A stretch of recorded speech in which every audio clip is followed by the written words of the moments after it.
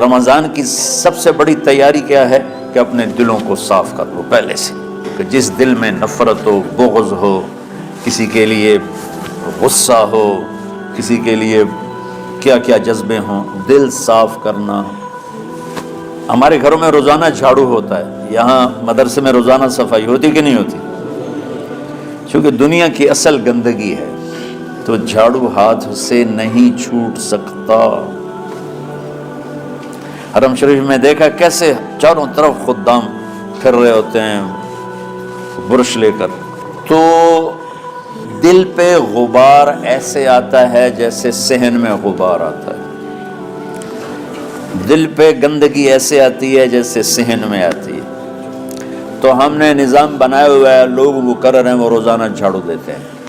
تمہارا دل ایک آنگن ہے، ایک صحن ہے، اس میں بغض، نفرت، حسد، پتہ نہیں کیا کیا گندگیاں آئیں گی اور آتی رہیں گی۔ بچوں ایک کام کرو، جھاڑو پکڑ لو، صاف کرو۔ یا اللہ معاملہ تجھ سے کرنا ہے، لوگوں سے نہیں۔ کسی نے برا کہا، کسی نے غیبت کی، کسی نے گالی دی، کسی نے دھکا دیا، کسی نے حق مارا، کسی نے کچھ کیا، یا اللہ تیرے سپرد میں نے اپنے دل کو سب سے صاف کیا، میں نے اپنے دل کو سب سے صاف کیا۔ یہ اتنی بڑی عبادت ہے کہ بڑے بڑے نفلوں والے، تہجد والے، حج عمرے روزے والے تمہیں نہیں پکڑ سکیں گے، چونکہ اس کا کرنے والا دنیا میں کوئی نہیں۔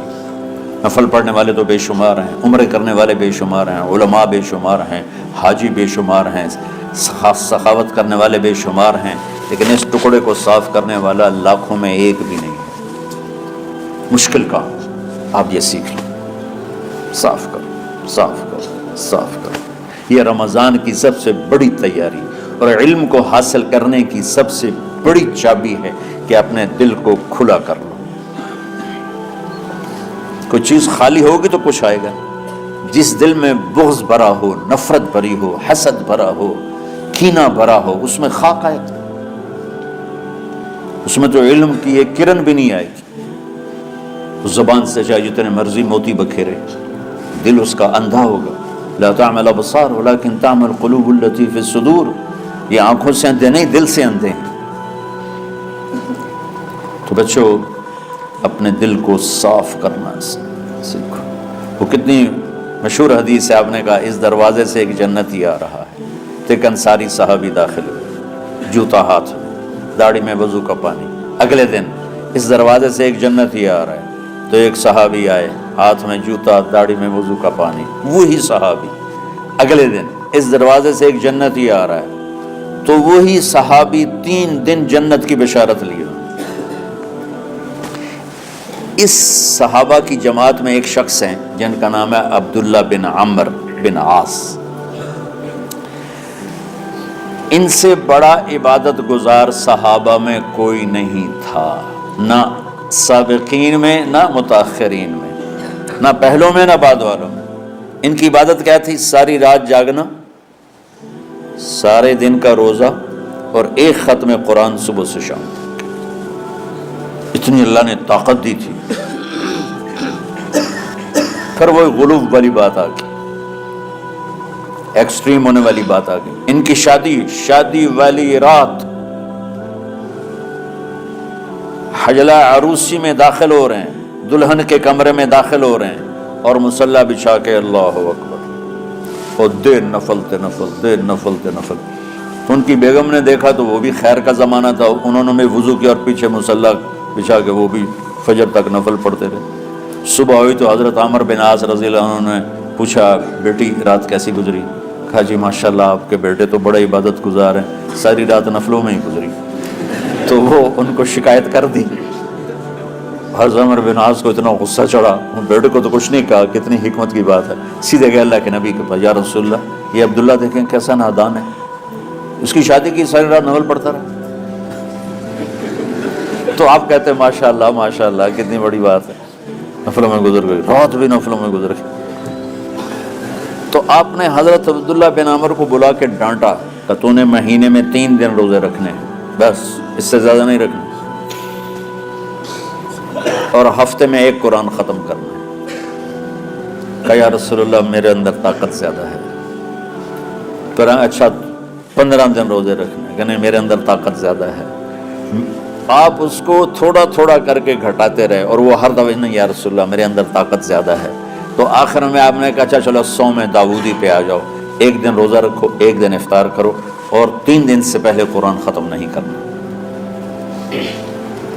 تو آپ نے اس کو پیچھے کیا۔ یہ بیٹھے تھے اس محفل میں، ان کے دل میں آیا کیا یہ بزرگ مجھ سے زیادہ عبادت کرتے؟ رات میں ساری جاگتا ہوں، دن روزہ رکھتا ہوں، 1 ختم کرتا ہوں، تو جنت کی بشارت تو مجھے ملنی چاہیے تھی، ان کو کیسے مل رہی؟ یہ کسی کتاب میں نہیں لکھا کہ یہ ان کا جذبہ تھا، لیکن جو کہ میں ان کی سیرت کو جانتا ہوں تو مجھے خیال آتا ہے کہ ان کی نفسیات میں یہ بات آئی ہوگی، چونکہ صرف انہی کو خیال آیا کہ میں جا کے دیکھتا ہوں کہ یہ بزرگ کیا کرتے ہیں۔ تو ان کے پاس پہنچ گئے، چاچا، ذرا وہ ادھیڑ عمر تھے، چاچا وہ میرے ابا تھوڑے ناراض ہیں، تو کچھ دن آپ کے پاس گزار لوں کا، بیٹا بسم اللہ آ جاؤ۔ اب رات ہوتے ہی عشاء کی نماز پڑھ کے انہوں نے جلدی سے چادر اوپر لی اور یوں سرا کر کے ان چاچا کو دیکھنے لگے، ایسے کر کہ اب یہ کیا ساری رات سجدہ کرے گا، اور ساری رات روتے روتے روتے روتے مصلی گیلا ہو جائے گا، یا ساری رات رکوع کرے گا، ساری رات قیام کرے گا، ساری رات قرآن پڑھے گا، اس تصور سے یوں دیکھ رہے۔ اور وہ بزرگ صحابی تشریف لائے، سرانے پہ سر رکھا، اللہم بسمک اموت و احیا، ہو گئے۔ اب یہ دیکھ رہے ہیں ابھی اٹھیں گے، ابھی اٹھیں گے، ابھی اٹھیں گے، اٹھے فجر کی اذان پہ اٹھے۔ اب یہ تو حیران پریشان ہو گئے کہ یہ کیا ہو؟ اس زمانے میں تو منافق تہجد نہیں چھوڑتے تھے ڈر کے مارے کہ پتہ نہ چل جائے ہمارے کفر کا، تو یہ چاچا جنت بھی لے گیا تو ستا بھی پیا کہ چلو کل دیکھوں گا۔ اگلی رات پھر چادر سر پہ کر کے اور یوں سوراخ کر کے لیٹے ہوئے اور دیکھ رہے۔ چاچا پھر تشریف لائے اور سرانے پہ سر رکھا، اللہم بسمک اموت و احیا، ہو گئے۔ فجر کی اذان پہ اٹھے، یہ اور پریشان ہو گئے کہ میرا نبی کا فرمان تو سچا ہے، اس میں تو شک بھی کفر ہے، لیکن عمل کیا ہے جس پر اس کو جنت کی بشارت ملی؟ 2 رکعت نفل بھی نہیں۔ اور آج کے دور میں تم میں سے ماشاءاللہ اکثر بچے تہجد پڑھتے ہیں کہ 1 رات اور دیکھوں گا، اللہم بسمک اموت و احیا، ہو گئی ساری رات۔ تو تیسری رات پھٹ پڑے عبداللہ بن عمر، کہنے لگے چاچا میری ابا سے کوئی لڑائی نہیں تھی، 3 دن میں تیرے بارے میں سنتا رہا، جنتی جنتی جنتی، میں دیکھنے آیا تھا کہ آپ کیا کرتے ہیں، آپ تو کچھ بھی نہیں کرتے ہو، ساری رات سوتے رہتے ہو، اب کیا کرتے ہو؟ میں نے کہا بیٹا یہی ہے جو تم نے دیکھا ہے۔ اب ان کو سمجھ میں نہیں آ رہا کہ یہ جوڑ کیسے بٹھاؤں، ادھر جنت کی بشارت، ادھر ساری رات خراٹے، اب یہ اس میں جوڑ کیسے بٹھاؤں، کیونکہ نبی کی بات تو غلط ہو نہیں سکتی۔ تو اب وہ نا ایسے نا بڑے بے دل سے ہو کر واپس مڑے، پتہ نہیں کی چکر ہوئے گی کوئی گل۔ جب وہ دروازے تک پہنچے تو کہنے لگے بیٹا ادھر آنا، واپس آ گئے۔ کب میں تمہیں اصل راز کی بات بتاتا ہوں۔ کہا کیا ہے کیا ہے؟ تو یہاں ہاتھ رکھا، کہا یہ جو دل ہے نا اس میں کسی انسان کی نفرت نہیں ہے۔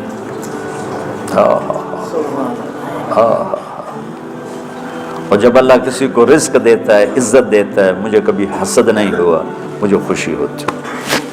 تو عبداللہ بن عمر نے کہنا تھا ہاں یہ بات ہے، نہیں، ان کا ہاذا ہوا، اچھل کے کہنے لگے ہاذا ہوا، ہاں ہاں ہاں ہاں یہی ہے یہی ہے یہی ہے۔ پھر کہنے کہ چاچا پر یہ میرے بس کا نہیں ہے، کون کرے گا؟ یہ اتنے بڑے آدمی ہو کر کہہ رہے ہیں کہ یہ میرے بس کا نہیں۔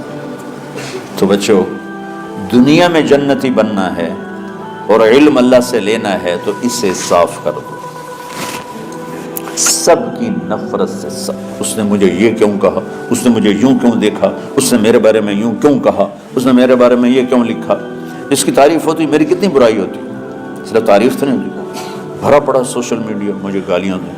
اللہ کے فضل سے میرے دل میں ایک ذرے کے برابر کبھی کوئی منفی جذبہ نہیں آیا تو میں دھو کے صاف کر دیتا ہوں، یا اللہ میں نے اپنے دل کو صاف کیا، میرا معاملہ تیرے ساتھ ہے، کسی کے ساتھ نہیں۔ یہی آپ رمضان کی سب سے بڑی تیاری، علم کے حاصل کرنے کا سب سے بڑا ہتھیار آپ کو یہ نہیں ہے کہ تمہیں کتابیں یاد ہو جائیں، تمہیں اشعار یاد ہو جائیں، تو ساری امت سے کہتا ہوں رمضان کا استقبال کرو دلوں کو صاف کر کے، نفرتوں کو مٹا کے، مذہبی نفرت، دنیاوی نفرت، رشتوں کی نفرت، بول چال کی نفرت، سیاست کی نفرت، لین دین کی نفرت، ان سب سے اپنے دل کو صاف کرو تاکہ رمضان میں اللہ نے علم اتارا، اللہ تعالیٰ آپ کو علم عطا فرمائے، اور باقی لوگ جو عام دنیا میں زندگی گزار رہے ہیں ان کے دلوں میں اللہ رمضان کا نور اتارے اور ہدایت کا نور اتارے۔ یہ سب سے بڑی تیاری ہے اس کی۔ اور کسی سے گلہ ہے، غصہ ہے، ناراضگی ہے، کسی سے بولتے نہیں ہو، ابھی سے شعبان آ چکا ہے، آپ شعبان سے رمضان کی تیاری شروع فرما دیتے تھے، تو اس کی تیاری کیا ہے؟ وہ دلوں کو صاف کرو، معاف کرو، معافی مانگو، تمہارا قصور نہیں پھر بھی معافی مانگ لو، دلوں کو صاف کرو، اور اللہ سے سخاوت مانگو کہ اللہ کو سخی بھی پسند ہے اور صاف دل والا بھی پسند ہے۔